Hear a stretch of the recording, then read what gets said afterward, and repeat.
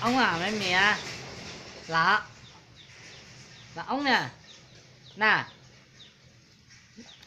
Nè. Là ống anh này. Đây nè.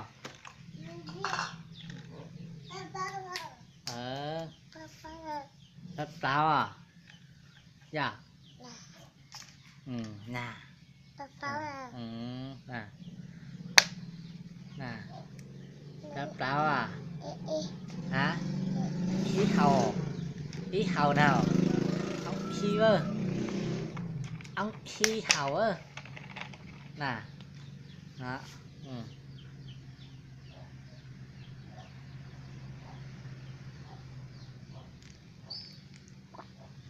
Và a. Và a. Ao. Hả? A nào. Nè.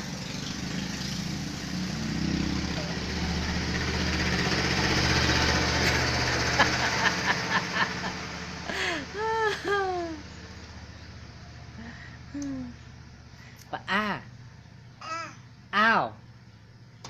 Nè, nó ra luôn chưa? Nè.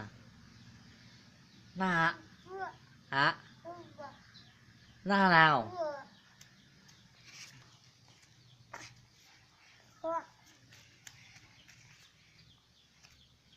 Cái thêm một số bò hay.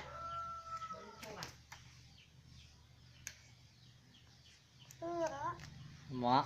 Cái thêm một số bò. Bò nhân đã à? Bò nhân đã khó trong à? Dạ. Hả?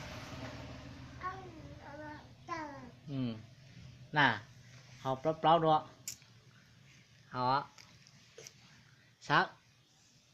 Sao mà học? Nè.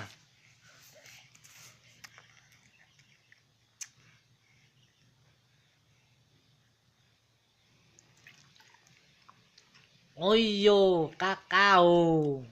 Dạ. Dạ. Cacao à?